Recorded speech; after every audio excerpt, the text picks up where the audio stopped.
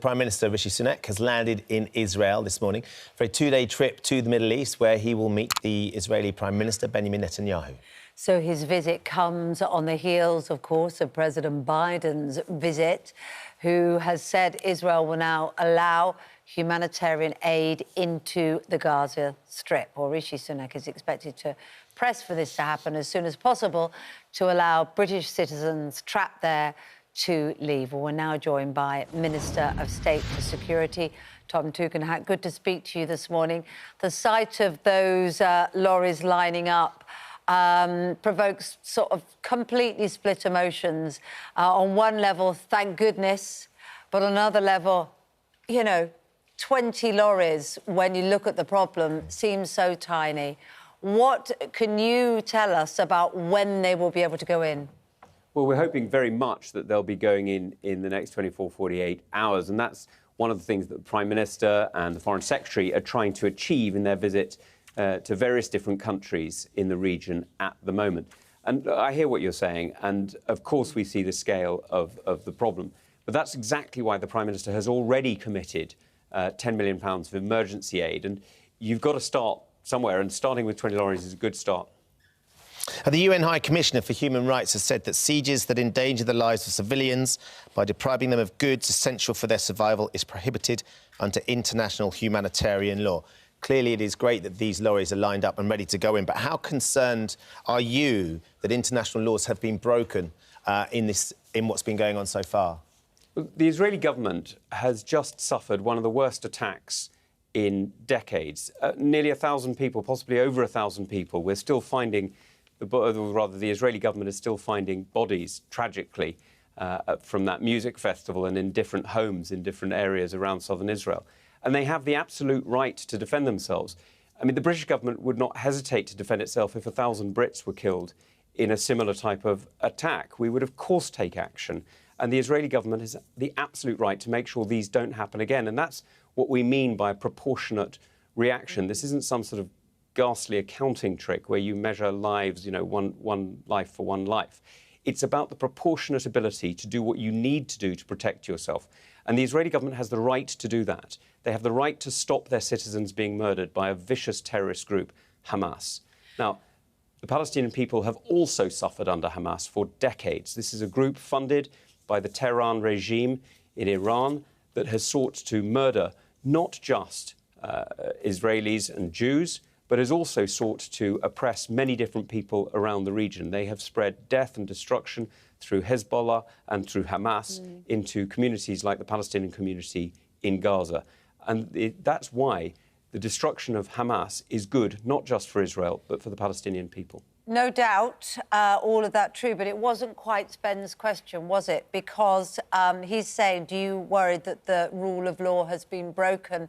Very clear statement made by President Biden yesterday that, yes, it has the right to defend itself, but it's also a proper state and a democracy. And at the moment, when you look at the scale of destruction, when you look at the fact that there are reports of people drinking salty water from it in there because the water's running out, that isn't the rule of law, is it? To cut off water supplies and inflict this on civilians in that way. Or have you seen evidence that shows that it is? So I'm not a lawyer and I'm not going to give you a legal opinion on that. What I am going to say, though, is very clearly that the water supply is not just down to Israel. In fact, a small element of it is down to Israel. But quite a lot of it was being pumped in through pipes that Hamas dug up in order to turn them into rockets, in order to murder civilians. Right. So let's be quite clear. The main people who have been doing harm to the Palestinian people, who have been stealing aid from them, who've been profiting from it, who've been putting their families up in luxury in places around the region and who've genuinely profited from the theft of international aid given to the Palestinian people is Hamas. Let's be absolutely clear. The main organisation that has killed Palestinians in the last few decades is Hamas. It is a vicious terrorist regime that cares nothing for the lives of its own citizens and indeed has many think that one of the reasons that this attack happened is to provoke a reaction because... Of course. Why has our Prime Minister not called for a ceasefire? Well, the Prime Minister has been extremely clear that the Israeli government has the absolute right to defend itself, as we would if we were attacked in a similar way.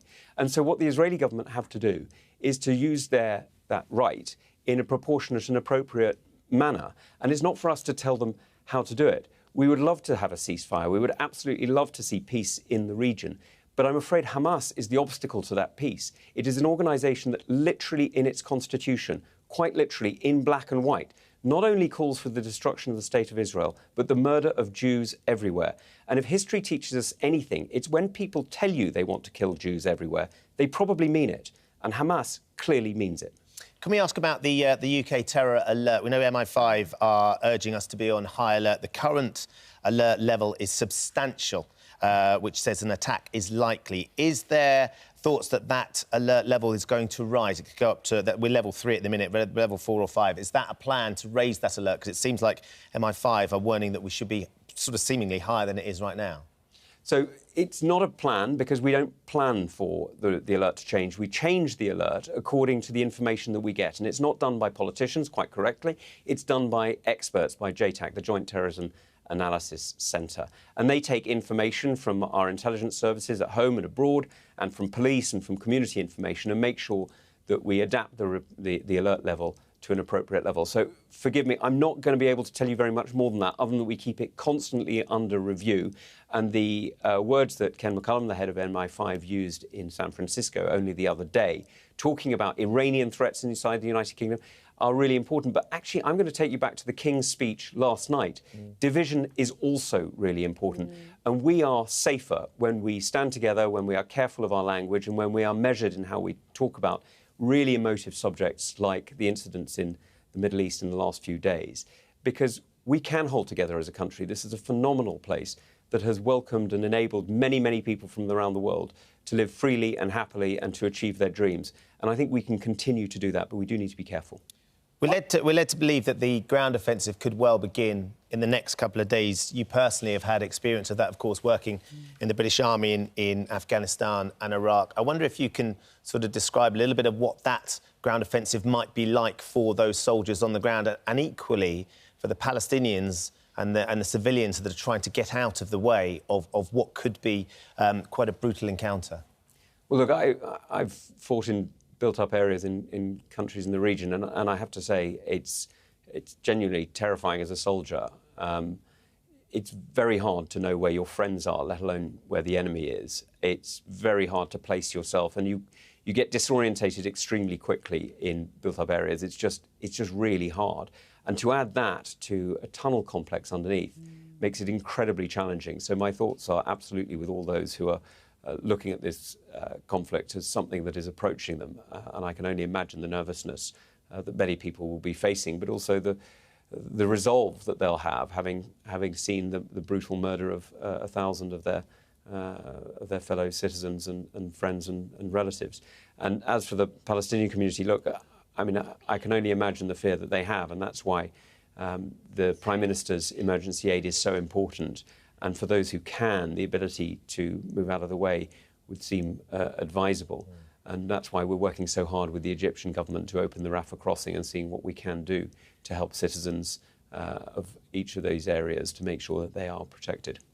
With that in mind, what thought for the British hostages there, and indeed, of course, all the other lives involved, but how are you planning to get them out? Are you clear how many have been taken?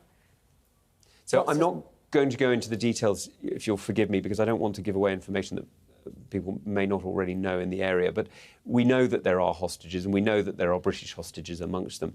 And that's exactly why the Foreign Secretary and the Prime Minister have been engaging with leaders in the region to make sure that we're able to secure their release as quickly as possible. It must be absolutely horrific. Just think, they've been in captivity now for nearly 2 weeks. It must be absolutely terrifying to have been captured by people who literally murdered your friends and family in front of you, and then snatched you into an area which is governed by a vicious terrorist regime that has quite literally murdered thousands of its own citizens, let alone of Israelis. And so securing their release is absolutely essential, and not just the British citizens, but all those hostages who have been taken.